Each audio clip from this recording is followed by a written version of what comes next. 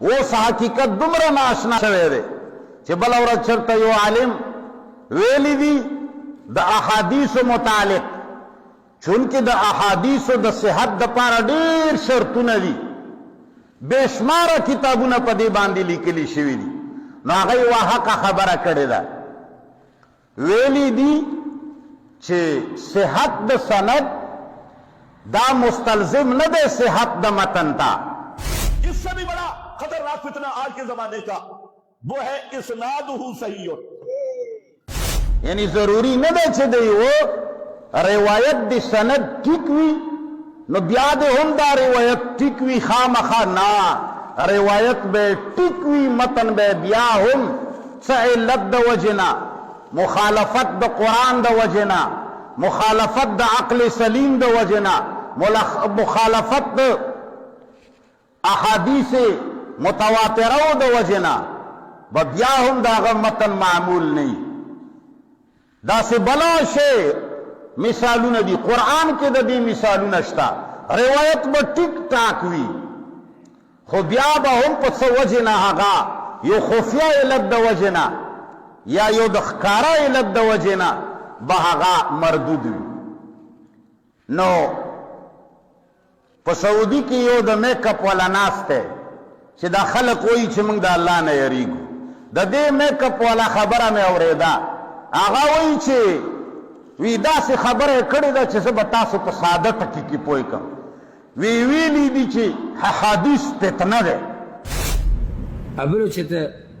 پاکستان کې یو ځای کې اجتماع وه چېرته یو مولوي صاحب به پکې بیان کړی د پنجاب نه راغلی و کلیپ د هغه ډېر چلیږي ما هم واورېد نو هغه دا وایي چې د نن سبا لویه فتنه دا ده چې سنده صحیح دا علما چې وایي د دې سند صحیح دی نو هغه دا وایي چې نن سبا مقصد دا دی په بل تعبیر سره او تعبیر داسې نشو کولی بیا خو بیا ټول ښه صحیح پوهېدو په بل تعبیر سره که درته ووایم نو مطلب یې دا و چې نن سبا لویه فتنه د رسول صلی وسلم حدیثونه دي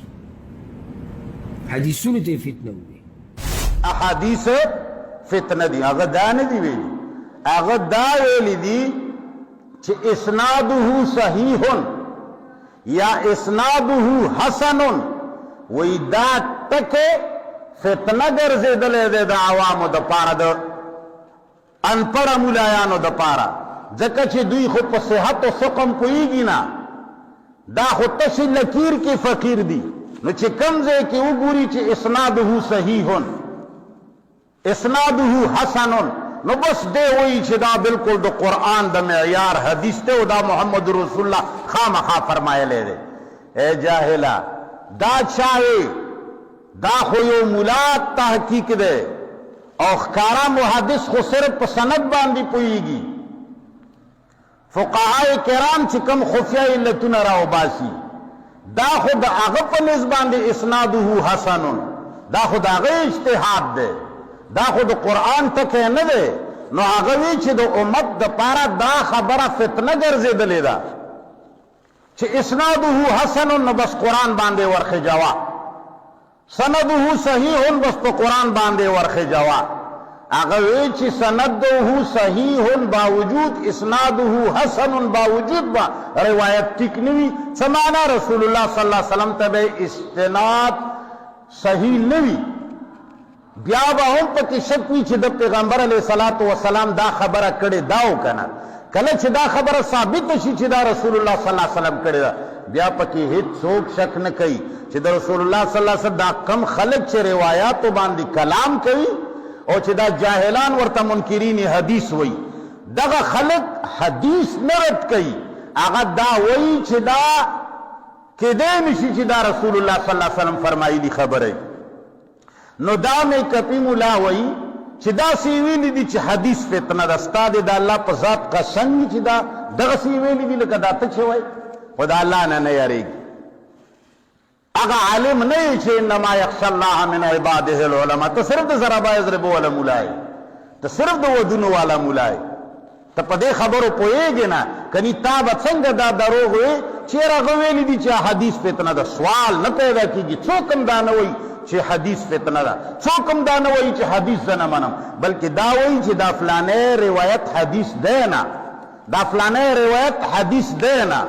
دا رسول الله صلی الله علیه وسلم ته دې استناد جائز نه دی. پیغمبر زما داسې خبرې نه کوي او دغسې خلک او بیا په دې باندې چې دا شور خلکو جوړ کړی دی. شیخ الاسلام امام بزدوی لیکلی دی من سواه بالکتاب او السنة المتواترة فقد اخطأ فی رفعه عن منزلته ووضع الاعلى عن منزلته. وی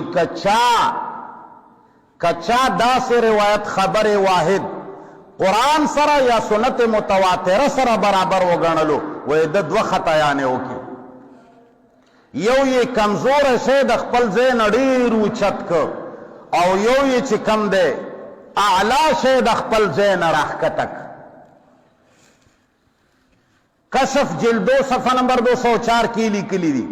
او بیا دام ویلی دی په 368 کې ان جاحده لا یکفر بالاتفاق. کچا د دغسې خبرې واحد نه انکار وکړو نو دا به بالاتفاق کافر نشي ګڼلی.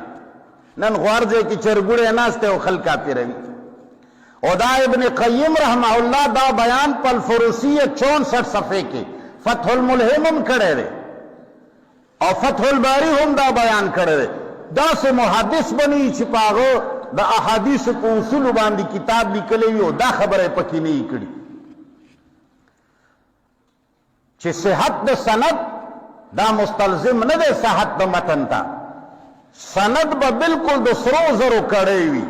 خو بیا به هم د هغې متن یا د کتاب الله د مخالفت د وجنه یا د عقل سلیم د مخالفت د وجنه یا د بل علت د وجنه به هغه ته ضعیف ویلی شي او محققین به دا نه مني چې دا رسول الله فرمایلی دی. استناد رسول الله صلی الله علیه وسلم ته نه مني. دا مطلب نه دی چې حدیث د رسول دی او دی نه مني. خو بس دا افراط و تفریط مسلمانانو شروع کړی دی. الله دې دوی ته هدایت